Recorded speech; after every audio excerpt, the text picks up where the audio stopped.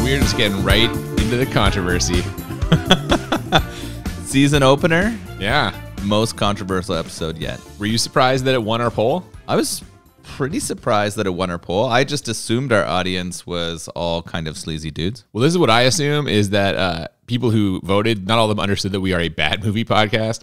Like, I bet some people just saw it and they were just like, oh, I like Back to the Future 2 more than Showgirls, and just like voted for it that way. That's the only explanation I can think of, because I never in my wildest dreams imagined that, given the choice, people would choose Back to the Future Part 2, a movie that some people don't even think is bad, to be our first episode for season 2. Welcome back to Bad Movies and Beer. I'm Cooper. I'm Nolan. And yeah, Back to the Future Part 2. Can you believe it? I'm excited to be here. A little disappointed we didn't get to go back and watch the classic Showgirls. Nolan loves titties. We all know that. You mentioned it a lot in that Total Recall bonus episode we did over the summer. I can't believe this is going to be the narrative for season 2, is you're going to try to pin me as a boob man, because that's really not true. That's all right. Well, listen, not my cup of tea. No, whatever you say. That's pretty funny. But we all remember Jesse from Saved by the Bell. Saved by the Bell. Yeah. And we all wanted to go back and visit that movie. But I think there might be a chance. That's not what I thought you were going to say we all wanted to do. Yeah. All right. That's not even the movie we're talking about today. What are we talking about? Back to the Future Part 2, the sequel to Back to the Future, the prequel to Back to the Future Part 3, I guess. I don't know. This is one of those ones where I personally feel that it is a bad movie, and I've gotten a lot of pushback on this from people. My realization, the whole reason I think it's a bad movie was I watched it for the first time in like over 10 years and was like, wait a second, like, this is not that good. Yeah, I don't think I've seen this since I was like a late teenager, probably. Yeah. We're talking late 90s, early 2000s here. And I'm gathering you might have slightly different opinions than like the 17-year-old you had back in 1990, whatever. Well, I mean, you do love to shit on my perspective on the podcast, but damn it, this is what's happening now. But I would say that for sure over time my opinions changed, as both I have grown up and changed, and as society has changed as well. I do like to shit on that part of it, yes, where you view the movie through the present day instead of well, are you going to do any of that today? I'm excited to see. I am. You know what? I'm going to be I probably am. Yeah, you're right. I'm going to point it out every time you do. Well, before we get into it, we should definitely talk about the beer we are enjoying. If you're just joining us for the first time, if you didn't listen to any of our first season, we always drink a beer that is somehow related to the movie we are watching. Now, this one I'm a little so-so on, because I feel bad. Last season, we watched The Human Tornado, and the beer we drank was named after the piece of shit, horrible character, the sheriff, like the main villain. We're kind of doing that again here today. But this one is a little better than that. This beer is called Biff, which, if you've ever seen any of the Back to the Future movies, know is sort of our antagonist in all of them. And he plays a pretty key role in both the way that this story plays out in number 2 and in sort of how it goes. So I think this is the biggest role, I would say. He's a linchpin in this whole fucking plot. Yeah, he's required for sure. So I think this is a pretty strong connection, better than the other one we had for Human Tornado. This is kind of a fun can. It has a 50s style drive-in diner. It says Biff here. This is from Bandit Brewing in Toronto, Ontario. So I've been to Bandit. It's a pretty cool space. They put it in an old auto body shop. And they are two guys who quit their jobs and decided they wanted to create a brewery, and they took over this space. The actual space is a large outdoor kind of beer garden. It's inspired by some of the places in Germany. So they made it feel kind of like if you went to a German beer garden. And their focus is kind of on ales, IPAs in particular, Northeast style IPAs. They also love sours and some more sort of Brett style ales. So all stuff that really up my alley. So I've been to Bandit too, actually. I enjoyed it. Pretty nice space. Now, I'm not sure I'm going to enjoy this beer because this is, of course, an IPA. Yeah, it's double dry hopped. Yeah, oh. Ooh, yeah, which means it's going to have a nice hoppy kick. Yeah, not looking forward to that. But who knows? Perhaps by the time we're finished drinking these, I might have changed my tune. I'll reserve judgment until we actually try it. Should we crack it open? Yeah, let's get into it. Let's do it. So we begin on Saturday, October 26, 1985, after the events of the first movie. We get an immediate Jennifer upgrade because the actress who played Jennifer Parker in the first movie has been replaced by the one, the only, Elizabeth Shue. I mean... Yes, nice to see her. We had her in Cocktail from our first season. What I thought was interesting about Elizabeth Shue's performance in this one is she's only awake for, 2 minutes of it, and the rest of the time she spends passed out and being dragged around. It's true, but you know what? She makes the most of her time on screen, as she always does. What a pro. Love her.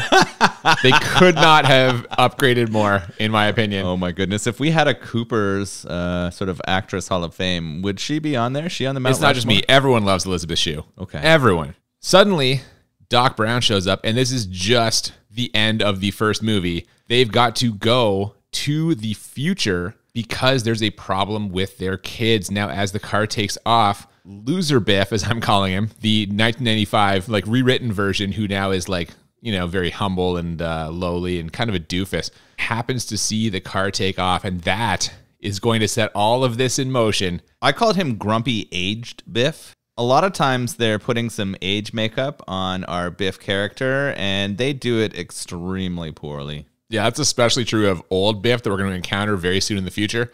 Speaking of the future, the car emerges on some sort of sky highway in the year 2015. It's safe to say that humanity hasn't quite reached the lofty goals set by sci-fi movies in the 80s if 2015 was supposed to be a time of flying cars and all the other stuff we're about to see. It is really funny recording this in 2021. We are 6 years past where they're supposed to be in this movie, or almost at that time. And we haven't met most of those lofty ideals. And this sort of adds to that perspective where it seems probably way worse now that we're here and we're not even close to some of that stuff. Oh, I hadn't thought about that, but that is probably true. Yeah, we had a throwback to the original score soundtrack as they were sort of traveling through time, which was kind of nice. It made me remember the nice things I like about Back to the Future. The music definitely plays a prominent part in people thinking this movie is not shitty. Alan Silvester's kind of holding it together for the movie production. He's carrying a lot of water, as they say. Yes. The future's a strange place for sure. Jennifer has lots of questions about it. Too many questions, in fact. So as you mentioned, Doc Brown just knocks her out. How dare he? He uses some kind of, he says it's fine, but it's going to wipe her memory. But apparently it needs quite a bit of time to charge, we find out later. Now, there's no time to really dwell on that, though, because Marty McFly has to intercept his son and stop him from taking part in something that will get him and his daughter actually arrested. So we're right into the plot here. Yeah, it happens pretty quickly. We very quickly get some product placement.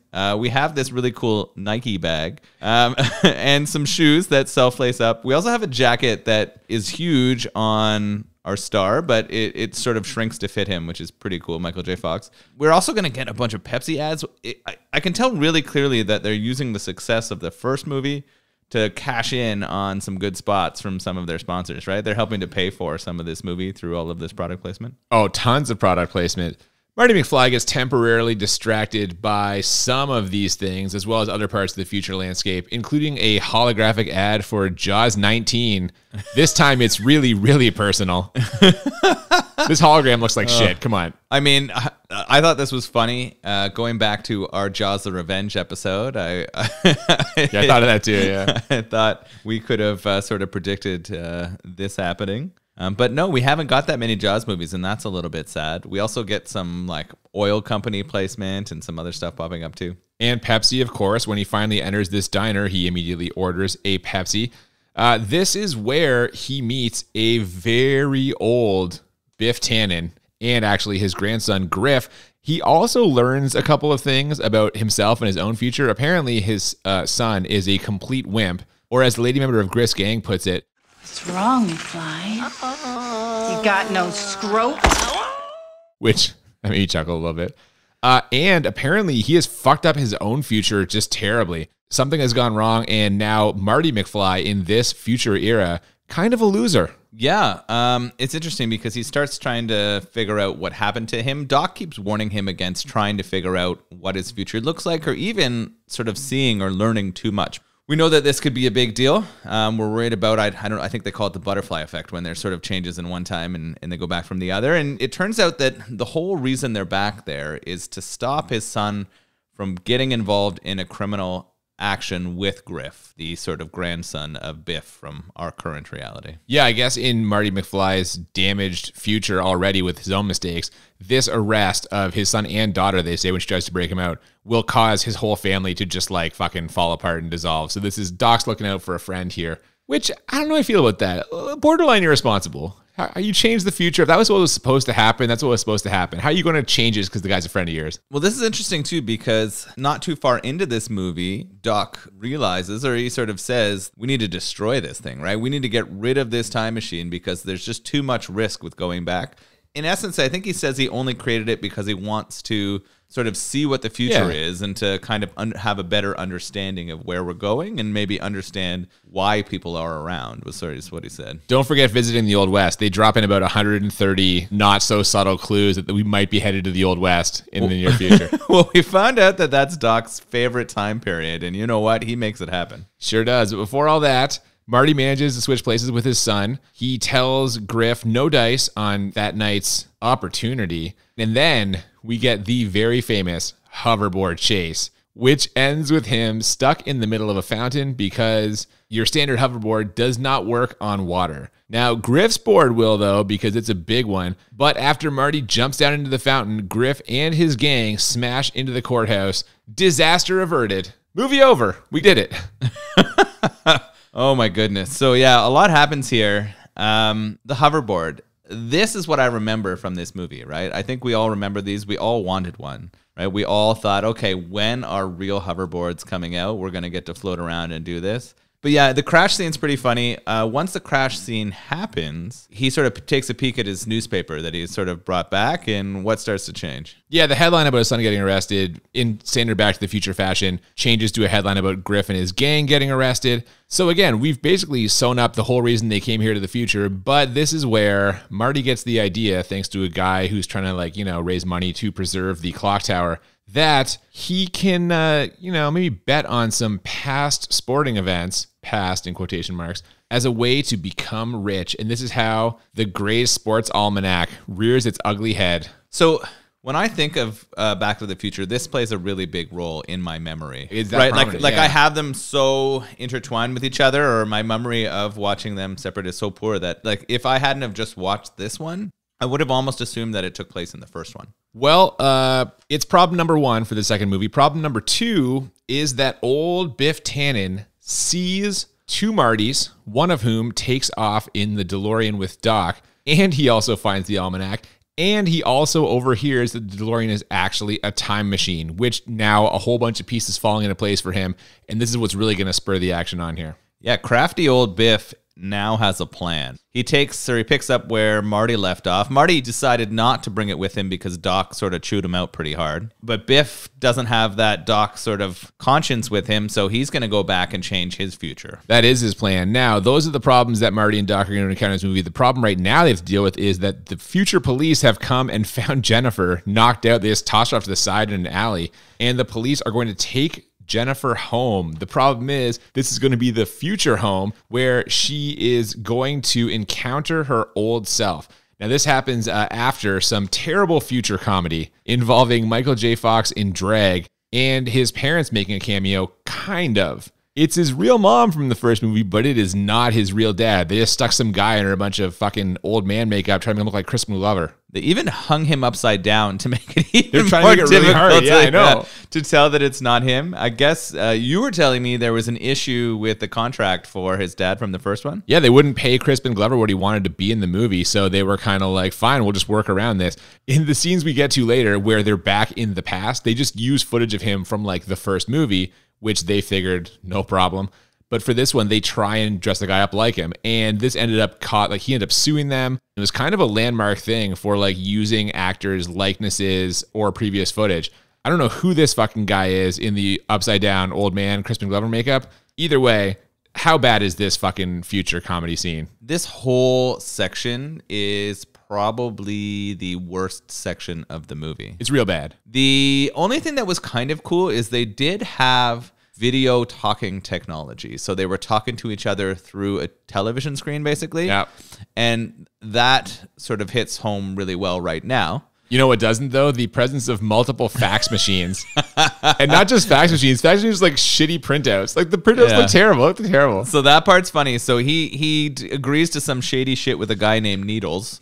Played by Flea from the Red Hot Chili Peppers. Yeah, which is kind of cool. And once he makes this agreement, all of the fax machines in his house after a confrontation with his boss. How'd you feel about his boss, by the way? You're always very sensitive to cultural stereotypes. When he shows up on the screen going, McFly! Fujitsu-san! Konnichiwa! you not happy? I don't know if that was a comment on sort of Japanese companies going to like take over American. That was a very real fear in the 80s. Yeah. And I feel like that was sort of what it was. It was pretty stereotypical portrayal of a Japanese person too, for sure. Just stoking the fires right now. Yeah, I know. So they have that happen, and then all of a sudden, out of all of his fax machines, and he has many, it starts printing out "you're fired." So kind of funny, but also very lame. Yeah. While all this is happening, Doc and Marty show up, followed closely by Biff. Doc goes to get Jennifer, and Marty's supposed to watch the car, but he can't resist checking out his old neighborhood, which allows old Biff to get in the DeLorean and take the almanac back to his past self. Except, Marty is like 15 fucking feet away from the DeLorean. He walks away, but he's still very visible. Biff has to get in the DeLorean. We see him try and back it up. He smashes into a fucking dumpster because he doesn't know what he's fucking doing. He's an old man. Then he goes back to the past. Then he comes back to the future, parks the DeLorean again, and all of this happens while Marty's standing 15 feet away in the middle of the street just looking at the neighborhood. You're telling me at no point does Marty be like, oh, I better look back in the car. Hey, what was that fucking sound? Did someone just hit a dumpster? Like, come on, man. So what we learned watching this movie is that the characters have absolutely no senses. Like they can't see, they can't hear, That's they true. can't feel, they can't touch, because this is the first really noticeable point where people have missed something so obvious. It's incredible. Yeah. Right. And he misses. Biff goes back in time and then makes it back to the future, while Marty's off roaming his neighborhood, which is now like destroyed and dilapidated. It's not great. They mention it's kind of one of the lower rent neighborhoods in the future. It's about to get a whole lot worse, though, because unaware that Biff has fucked everything up, Marty and Doc head back to 1985. Now, these changes aren't immediately apparent, although they should be after like fucking 2 minutes of driving. So they leave poor Jennifer on this porch where like God knows what's going to happen to her now because the whole neighborhood's a fucking. But as soon as they drive around the corner, they should have been like, wait, this is weird. Like, how did they not catch this sooner? Yeah, it's really interesting. So what we've learned coming back, or what's really obvious to the audience, but not the characters yet, is that Biff going back in time and giving himself that almanac has really changed what 1985 looks like. They drop Elizabeth Shue off, passed out again, onto a couch. This is the main part of her role in this movie, is just laying somewhere passed out. That's the last time we see her. Yeah, so she was not in this very much. I think, is that the thing that detracts from this movie the most for you? Was the opportunity to have young Elizabeth Shue and her not to be there? So they should have noticed it. They should have noticed, or he does notice that the windows are barred, but he doesn't really take it into effect as they head back. What happens when he goes back to his old house? Well, it's not his house anymore. There's a black family living there, and he sneaks in like the room that was his room. Now it's this daughter's room. The dad comes in. He's understandably hot about it. Chases him around with just some terrible baseball bat swings, trying to like hit him without really hitting him. You know what I'm saying? Yeah, it's a calamity scene. It's a dad getting angry because he finds a boy in his daughter's room, and Michael J. Fox is like, I don't even know why I'm here, and he runs out and gets out of the house. But he realizes really quickly they're not in the right spot. No, this, as we said, this place has now become a complete with like chalk outlines and abandoned police cars. And right in the center of this, Biff Tannen's Pleasure Paradise. Just a sleazy fucking looking casino hotel, I guess. Yeah, it seems like they've taken over the building that used to be the famous clock tower, the one from the very first movie, right? The one where the lightning strikes and we get that time travel. And he's taken it over and he's made it a very sleazy casino. And we have a whole bunch of what seems like motorcycle gangs outside of it. And we have Marty McFly kind of wandering his way over there. You know what I like, though? Despite all of the dilapidation and the like undesirable elements of this scene, they do still throw a little something towards culture, because not only does this hotel feature a casino, it also features the Biff Tannen Museum.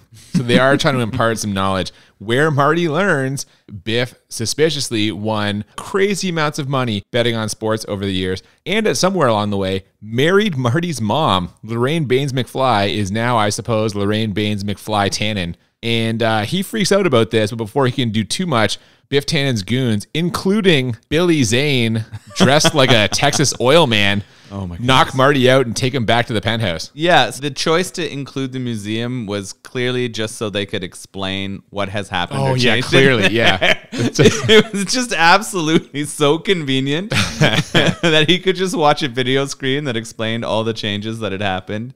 It was fun watching you get excited about seeing Billy Zane on camera there. Oh, I love the Western look. He's got a cowboy hat and one of those like patterned shirts. And I didn't see if he had a bolo tie, but it would fit. He could pull it off. He could pull it off. And you reminded me or told me that he was also a henchman in the first one, too. That's correct. All three of those guys, same three guys from the first one. And we see them in the past a little bit later on in this movie. So they knock out Marty, and the goons, where do they take him? So he wakes up in the penthouse of Biff Tannen's Pleasure Paradise. His mom is there looking especially trashy. Like, let's be honest here. Lorraine Baines McFly Tannen has looked much, much better. Nice cans, though. That's what you were saying.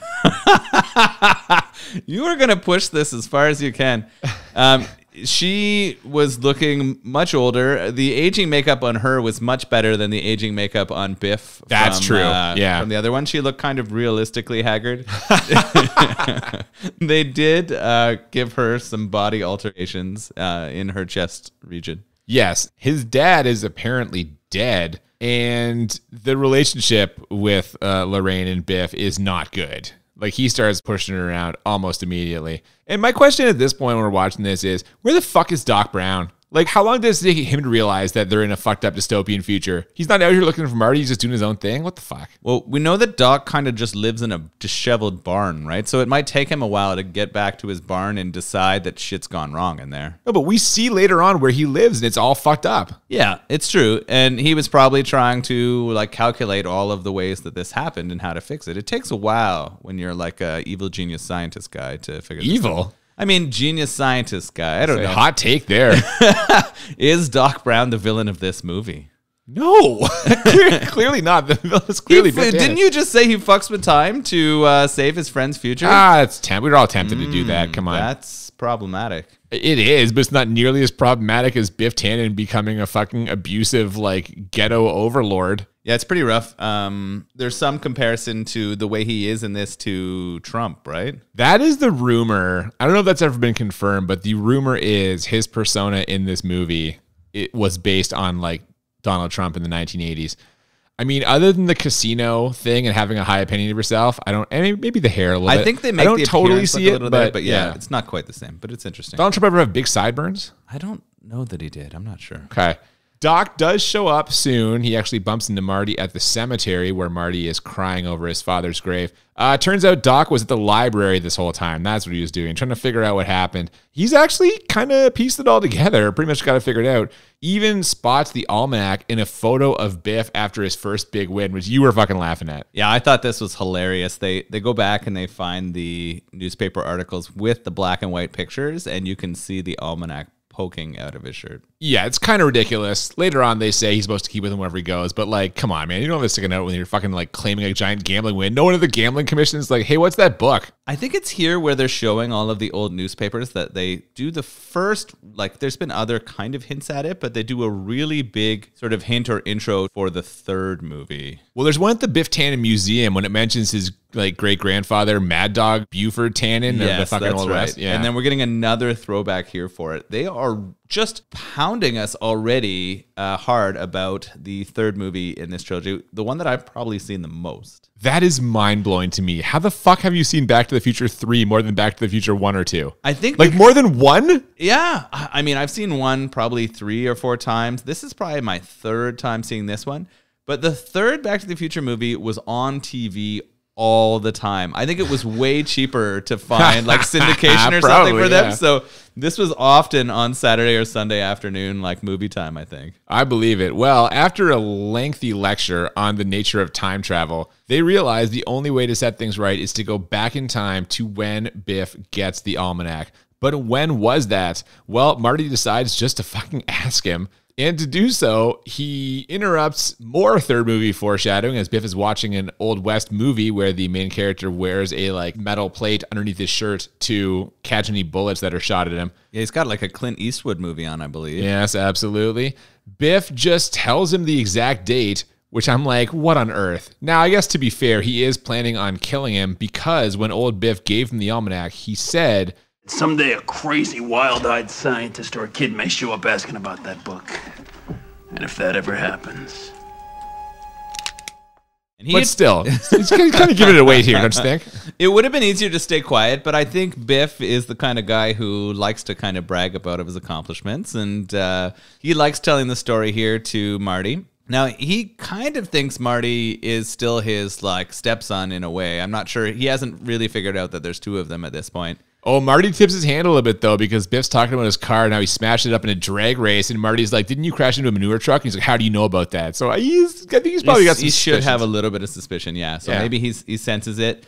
So he pulls a gun on him and tries to kill him. Yeah, we get a little chase scene here. Biff and his goons trying to catch Marty. I mean, they can't hit him for shit. Like, Biff shoots him about 17 times. Can't hit the guy at all. In the course of this, he also reveals that he's the one who killed Marty's dad. Marty is understandably upset about this, but he escapes by jumping off the roof of the pleasure paradise onto the DeLorean, and they need to head back to 1955. Marty's like, hey, what about Jennifer, Doc? Which is a nice thought. But at this point, like, she's almost certainly dead, right? Well, they did leave her in that so the only chance of saving her is going back in time and sort of resetting the past. So they went to 1955. So we're back in 1955 now. And they've got to get the almanac from young Biff while also avoiding the earlier versions of themselves, Marty, who traveled back in time in the first movie, and the Doc Brown, who is here from 1955. Doc explains all of this to Marty in this scene where he's just running back and forth up and down a road, and they're both kind of looking at the camera. This scene is fucking dumb. What a dumb scene. This is interesting because they are heading back to a time where they have already went back in time to. And we're going to have Marty 1, Marty 2. We're going to have Doc 1 and Doc 2 because it's going to get real confusing. Yeah, it does. Right? As we try to go through here, we know that there's some increased issues with butterfly effect now because you're going to get like a future self kind of connection thing. So it's really kind of weird. What I had questions about was why didn't they spend more time in the future? Like, why the decision to go back to 1955? Oh, I'll tell you the answer. Yeah. This is my main problem with this whole movie. This movie is a bullshit novelty. They just wanted to show off the fucking technology of having two Marty McFlys in the same place at the same time, which now that's super easy to do because of CG. Back then, it was new and people were like, this is incredible. How are they doing this? He's in the scenes with himself. There's two Michael J. Foxes. Oh, he's sneaking out of the car and he's also in the window of the car. And people were like fucking mind blown. But now it's super easy and we've seen it a million times. So now that we've seen it a bunch of times and the novelty is gone, now all the problems with the plot and the fucking bullshit and the nonsense is a lot more visible because we aren't so impressed they had two Marty McFlys in the same place. It was just to show off the fucking like technology. They had the ability to do this and they're like, this will be cool. Let's make it happen. It's so non-novel now that I didn't even like... It didn't even jar me. Like, I didn't even care that they were beside each other. There wasn't even like a moment. But picture yourself in 1989. That's the first time you're seeing that shit. It's mind-blowing. This is why everyone thinks it's a good movie and it's not. So is that the whole point of this movie then, is to use that technology and then they tried to write a script around making that happen? I mean, the whole point of this movie is let's cash in on the fucking success of the first one. They're trying to make money. But I do think like the hook for this was, what if we can put him back there? What if we can recreate it and we can have him in one place but also in a different place? Okay, that's interesting. And I went even simpler. I just thought it would have been cheaper for them to just replay those scenes again. Like, just take those chunks. They lost the one actor and they're like, okay, let's just replay as many as we can and it becomes less expensive. But that's a really good explanation. I like that you've pulled we want to compare them together thing, because I guess that was cool at the time. And they do use a lot of the same old footage from the first one, right? Like, they replay a lot of the footage. Anyway, we're back there now. Marty finds Biff and trails him as he goes to pick up his car. Old Biff is there as well. And this is where I kind of noticed that his old man makeup was just fucking terrible. Now, Marty at some point gets in the back of Biff's car. How the fuck does old Biff not notice this? Old Biff is there watching young Biff and watching the car, but he doesn't see Marty get in, stick his head out a million times. Like, it makes no sense. We already talked about the fact that the characters in this movie have zero senses, right? They can't hear, they can't see, they can't smell, they can't taste. Like, it just doesn't happen. Because I'm pretty sure that Marty McFly is close enough that old man Biff could like even taste him, right? It's just yeah, man. We see more of this in a second because he's in the backseat again when old Biff and young Biff are driving around in the car talking to each other, and he's literally moving around in the backseat, sticking his head up. I've been in the front seat of a lot of fucking cars. If something's moving in the backseat, you're gonna sense it. You're gonna turn around and look see what it is. Like they don't even fucking flinch. He's just there. No one's using the rear view mirror. I don't know if there were side mirrors on this car. I didn't get a fucking good look at it, but like there's no chance that he would go undetected. Like literally inches away from them in that car. Yeah, it's pretty funny comedy in a way because he's wearing, Michael J. Fox or Marty is wearing almost like a Indiana Jones style costume. He's kind of got the detective hat on and a leather jacket on, and he keeps popping up to kind of investigate. And there is, you're right, absolutely no chance that he wouldn't be discovered immediately. But they let this happen, or this thing plays out at least a dozen times in the next little bit of the movie. Oh, I know. Marty witnesses the exchange here, but he gets locked in Biff's garage. When Biff heads out to go to the big dance, though, they're kind of back into action. And yeah, we spend the next like 30 minutes trying to ignore the fact that everyone should be able to spot them. From Marty talking to Doc on a walkie-talkie in the backseat of Biff's car while he's driving it, to the Doc fucking meeting himself, being 2 feet away from him, and having the exact same fucking voice, but somehow they have a conversation and 1955 Doc doesn't like realize, hey, you have the exact same voice as me. Also, your face is the same as mine. God damn it, man. Well, I mean, the second Doc number 2, keeps his shoulder and body kind of turned. So maybe they can't quite work it out. No, it's absurd. It's just fucking it's idiot. ridiculous. It's ridiculous. They have a conversation. Doc 1 makes a mistake about the wrench size he needs, and Doc 2 sort of corrects him and hands him the correct wrench. Well, that's the other part. Yeah, he's got all the answers. Also, he's like, hey, you just went a weather experiment? The guy's like, how'd you know? He's like, oh, I've done a few of those myself. No big deal. He's like, oh, don't worry, it's going to rain later for sure. Like, come on, man. And then he's like, okay, maybe I'll see you sometime in the future. And then Doc says, or in the past.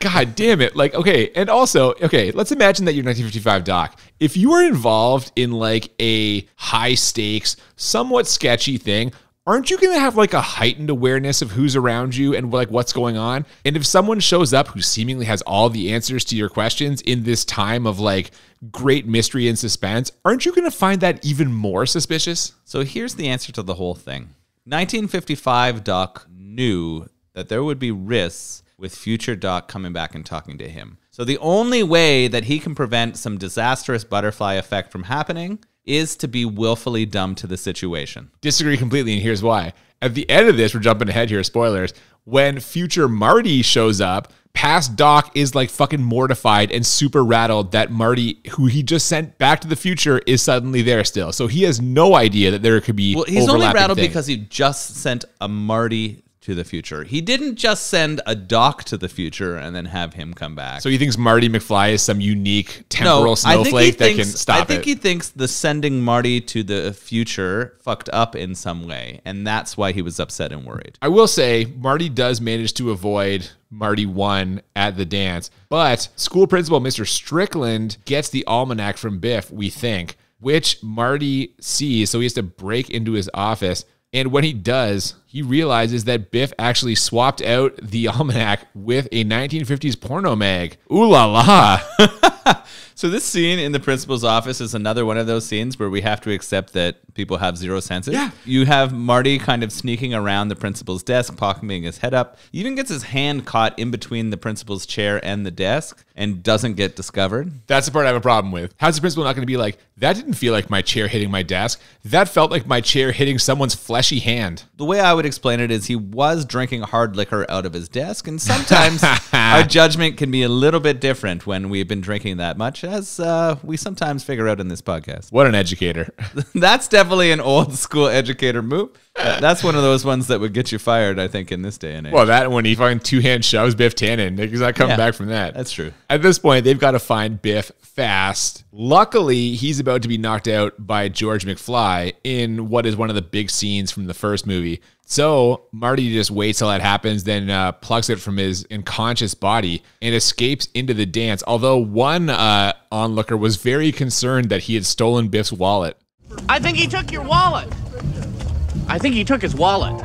Just a random character. This is kind of fun writing, right? Where you throw in those side jokes. Yeah, man. Where I just like when a character, and they do it a couple of times in this, sort of throw the joke to themselves or the audience. Yeah. Right? They kind of do that, sort of pay homage. They try to tell the other characters, and when they get ignored, they will say it to the audience, and it's always a good laugh. I think it happens a couple of times in here. Definitely. I really enjoy that part. It's one of my favorite parts. Once he's in the dance, he witnesses his parents' big kiss and also himself playing Johnny Be Good. Now, the problem is Biff's goons are after him. Well, the past him. So he has to find a way to take them out to prevent a time paradox, because if past him, Marty 1, can't get to Doc in time, he'll never escape the past, which will destroy pretty much everything. Yeah, everything will be ruined. So he's gotta figure out a way to do this. He notices that they are sort of waiting at the side of the stage to mess up Marty 1. Well, it's shocking how simple this all is, as it turns out. He kind of just climbs up there like onto not on a catwalk, but like above the stage, and just drops some sandbags on them.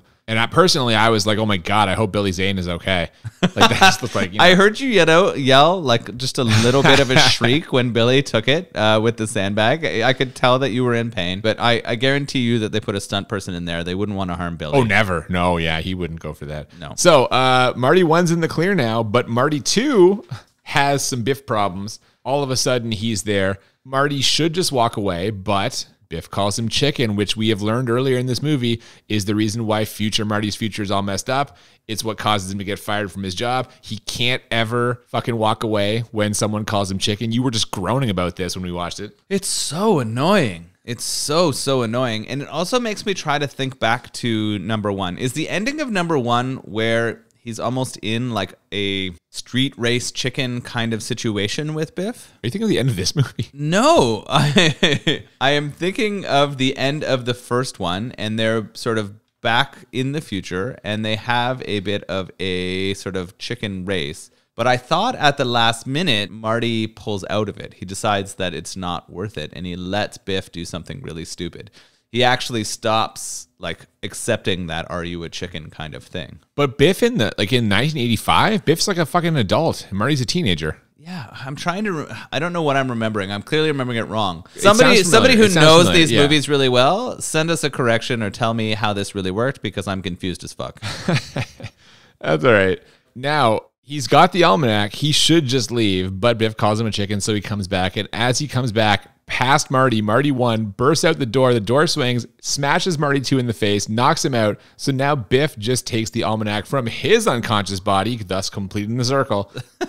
I mean, I actually kind of like that he knocked himself out because he was like dicking around and being an idiot. He should have been bigger than that. He should have been able to walk away from it and everything would have been solved, but it's not. So how are they going to go get this back another time? Well, okay. And this is the thing, man. Part of this movie that bothers me is they just keep throwing up fucking obstacles. This is the point where I was like, how long is this fucking movie? Because like they've already been in the clear like 5 or 6 times. They just keep throwing one more thing. This could have been a half-hour TV program, right? Like we could have had this all done. I'm really questioning continuity at this point too. Like I'm wondering whether they actually gave a fuck about continuity at all, or like they're just like, we're just going to go for it. I think I hate to give them credit because I'm the guy saying this is a bad movie, but I think in a lot of cases it's actually pretty clean. I think they're pretty good at like keeping everything they did the way it's supposed to be. Okay. My problem is just, yeah, man, and this movie's not super long. It's not too far past 90 minutes, like an hour 45 or 48 or something. But like, I don't know, man, it could have been shorter. It just seems unnecessary to me. They just keep throwing up obstacles. Whatever, they gotta get it. So they fly the DeLorean down, and Marty uses the hoverboard to kind of float behind Biff's car. He snatches the almanac and then causes Biff to smash into a truck full of manure after like a Biff's like trying to chase him down in the tunnel. Yeah, it's funny. So I like him doing this hoverboard chase, and I thought it was kind of funny that they ended with Biff still crashing into a manure truck again. Oh, you gotta play the hits. I like that Biff actually fucking uses the rear view mirror and notices Marty back there for a change after fucking 20 minutes of him not noticing that. Somehow he gained his senses back. Apparently. Which sort of affects the movie continuity for me, but that's okay. There's no way Doc would have allowed him to bring a hoverboard back with him. Yeah, he notices a fucking small almanac, but he doesn't notice a goddamn giant neon pink board. Whatever. So now they should be good, but for some reason, Doc claims he can't land the DeLorean. even though he literally is like 10 feet off the ground when he drops Marty off. So I don't fucking understand why he couldn't land it. It's bullshit. There's some really strong weather that's preventing the DeLorean from landing appropriately. That weather is enough to open a door and let Marty down, but Doc knows that he can't safely land Dude, this he's DeLorean. basically landed when he drops Marty off. He's like already on the ground. It's nonsense. You can't explain the speed of wind in the bottom 10 feet above the ground. It's just different than it is that 10 feet above there. It's such horse shit. I hope a physicist is listening and shits all over this. At least I love irony, so at least we get a little bit of that in this scene, because just as Marty says to Doc, be careful, you don't want to get hit by lightning, he immediately gets hit by lightning and disappears. Yeah, so this is kind of interesting, right? We've lost Doc. Lightning has hit him. He doesn't know what's happened to him. He has the almanac, but he needs to destroy it. And so he burns it. The future gets better, so that's good. But Doc's gone and he's trapped here. But who shows up to save the day? Joe Flaherty from SCTV, just randomly in a car. Western Union. That's true. He is from Western Union. He has a letter for Marty McFly. Apparently, everyone in the Western Union office was wondering if anyone would actually be there because they've had the letter for over 70 years. And he says, and I love this, we had a little bet going as to whether this Marty would actually be here. Looks like I lost. he starts. So I guess they've all been that. placing bets of whether there would actually be a young man matching Marty's description there in that exact location 70 years from now. And we know, obviously, that this is from Doc. 70 years kind of makes me think it might be in cowboy or Western times. I know. What unbelievable. Oh, my goodness. And it is. Sure enough, it's from 1885. Which, of course, is going to be the setting of the next movie. So now Marty's got to get back there, and there's only one person who can help him, the Doc. Of course, the Doc is in the Old West, so he goes to the next best thing, 1955 Doc number 1. We cut to the climax of the first movie just seconds after Doc number 1 sends Marty 1 back to 1985, when suddenly Marty comes running around the corner. The Doc is understandably shook by this. He is, borderline horrified as he just sent him back to the future, but now he's back from the future and he has to head forward to the past or something. I don't know. This is where it starts to kind of fold in on itself. Things start to get a little convoluted here. I didn't remember how this ended, but we pretty much end here with text coming across the screen. To be concluded. Yeah. And so we know a third one's coming. And to give us more information, they play a fucking trailer for Back to the Future 3. Yeah, they filmed them both at the same time. Very similar to what happened with The Matrix Part 2 and 3. This is, where we end. We go to the credits after this. And this is one of the things I don't like about this movie is it doesn't really end. I can not remember watching a movie ever that does this. That straight, this is a thing that happens in television shows all the time, right? Where you're going to be able to watch the next one in a week. Or if you're streaming it, you can just go to the next one, right? Because they've been recorded previously. I cannot remember a theater release where they're like, to be continued, and here is the next movie. Yeah, that is a little weird. Matrix 2 did not have a preview of Matrix 3, but you knew it was happening because at that point everyone was kind of plugged into what was going on. I will say, in terms of the non-ending, Back to the Future Part 1 technically has the same kind of thing, although you could just kind of use your imagination to fill in what happens in the future. I don't know, man. This is a big letdown for me. Yeah, I was going to say it's unsatisfying. This way that they ended the movie just seems so forced to go to the next one. And although I've seen the third one more than any of the others, it's ridiculous. I don't understand how it answers the question of to be continued. I don't understand how it resolves the Back to the Future story. I obviously need to watch the third one again. I probably haven't seen it in a long time. No, you don't. I probably don't. But I want to know what happens to them in the present, in the 1985 world. How does that all resolve? And we don't know yet. I just want to know if Jennifer's okay. I was going to say, you're worried about Elizabeth Shue. What happened to her? Oh, my God. Yeah. I hate to say it, but are her scenes in this just padding? Probably. How dare you? No, you know what? No such thing. This is what I said at the beginning. We had two movies with Elizabeths in them, and we got the one that featured much less Elizabeth. Well, I mean, in terms of skin shown, we definitely got, yeah. So that's it, man. We're out. This is the end of the movie. And I guess now we'll rate this. If you're just joining us, we always do this on a scale of 1 to 10. We do it twice, 1 to 10 for how bad it is, 1 to 10 for how enjoyable it is. And the goal is to find movies that get a 10 out of 10 on both scales, or as we call it, the Crit 20. And I will tell you right now, this movie is not bad enough for me to give it a 10. Not even close. It's bad in my opinion. It's bad enough to be on our podcast, but I recognize there's a lot of like well done, well made parts to it. Some parts are fucking ridiculous, like no one spotting Marty especially, but also Doc when they're kind of in the past. I'm gonna give this a 7. 7 bad. I do think that I am viewing it a little bit through the lens of today. It's not the movie's fault that CG is a thing and it's easy to put two people in the same place now. At the time, it was mind-blowing, but I can't ignore several just like glaring instances where this whole thing should have been blown up. The whole Crispin Glover thing also, kind of not cool. I don't like that they just fucking replaced George McFly with stock footage and another guy made it look like him. So overall, I'm going to give it a 7 because this whole thing should have been detected multiple times. It's ridiculous. What do you say? Coming in, I wasn't expected to give it a bad rating. I actually thought I was going to be on Team Back to the Future. I thought this was going to be Cooper v. Nolan, like old school 50s boxing gloves, hands up in the air. Like for The Last Dragon? Yeah, exactly. It's a kid's movie, you asshole. You wish. And watching it again, I was supremely disappointed. There it is. That was my take. That was how I felt when I watched it for the first time in a long time. Just so disappointed. There were, of course, things that I remembered fondly and were still fun. I liked the kind of future they painted, despite it being so off the mark.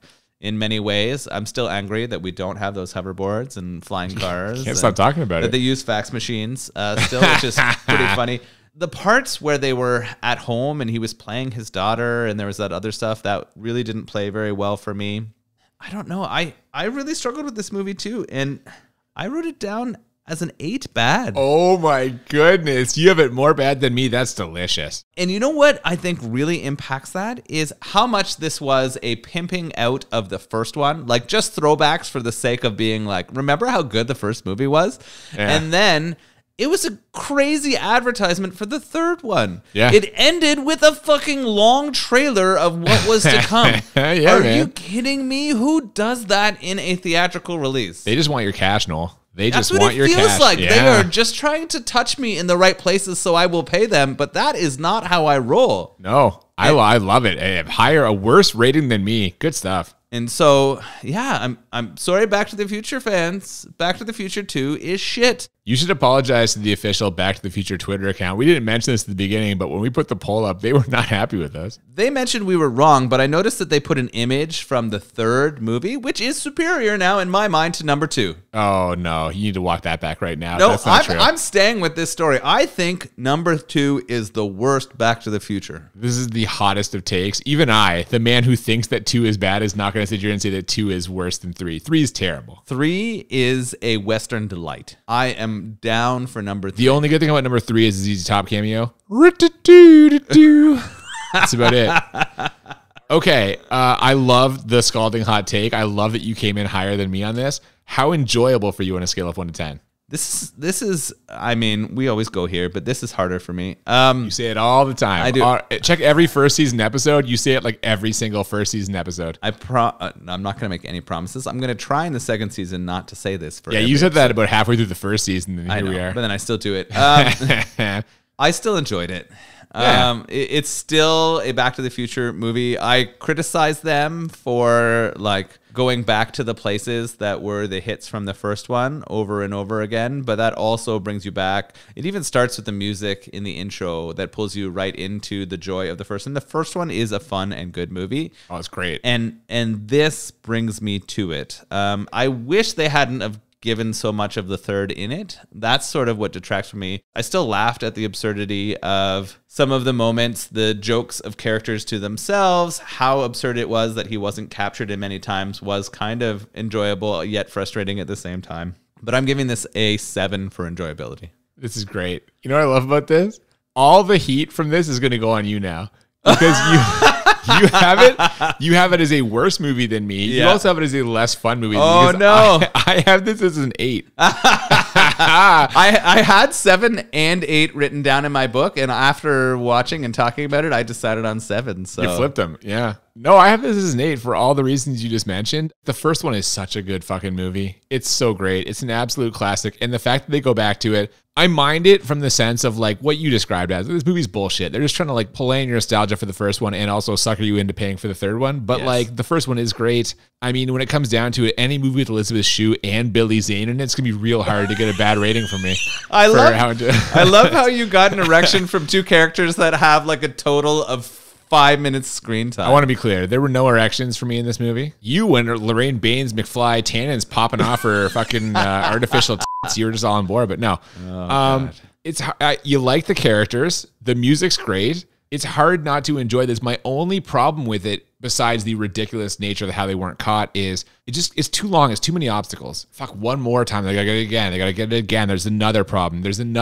Like this movie spent so much time doing fucking temporal cleanup that I'm just like, I wish it had been a straight 90 and they had cut out like the last 2 obstacles. In my mind, get in, get out. It would have been more enjoyable. But at the same time, 8, still pretty good. Please direct all your Back to the Future Part 2 hate to Nolan, who ranked it as both a worse and less enjoyable movie than me. So I'm out, guys. This is all on him. At One Step Too Far with the A, B, and F4.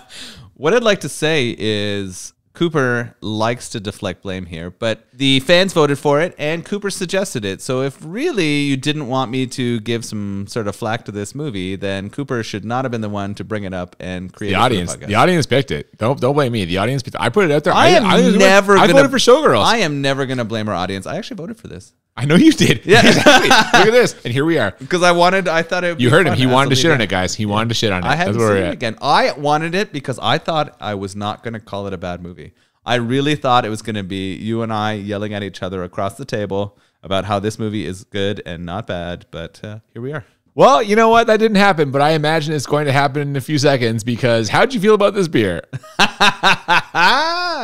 Oh, you mean you didn't love this double dry hopped IPA? Am I starting for this one? Am I going to go first? Yeah, I hated it. Listen, you know what? Nothing against Bandit. I enjoyed my time there, but a double dry hopped IPA is just not what I'm in the market for. It tastes like many other double dry hopped IPAs I've had, which means IPA lovers will probably enjoy it. But since I am not one of those, this one was a struggle, and I cannot wait for next week's beer, which I know will be something different that I will enjoy more. I thought you were changing.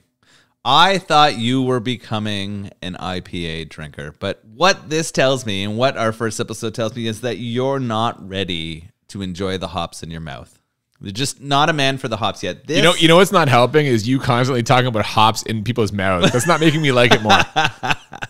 So this is a delicious, very hop forward, sort of frothy mouthfeel IPA, and it's great. Bandit puts together some excellent IPAs, and if you're an IPA person, unlike Cooper, you will love what they're bringing to the table. And the fact that they have so many different varieties makes it a great way to try some similar yet subtly different IPAs. So yeah, I didn't mean to interrupt you, but do they release the same thing more than once? I see looking at their website, they always have like new stuff. It's always new beers, and like, are they ever going to bring this one back? Because it's probably gone now. Good question. So I was on there very recently, just taking a peek as I was looking up their history and some of the beers that they have on offer, and I recognized some of them. So I think they might have sort of a small group of beers that they offer all the time, but I think you're right. I think they change what they're offering very frequently. They don't have a big production facility, and so I think they're constantly producing different yet kind of similar tasting things. So I definitely think that there's a Bandit style, but I think that they do alter them by changing the hops and sort of the process as they go through. So if you're in the Toronto, Ontario, Canada area and you have a chance, I mean, you can,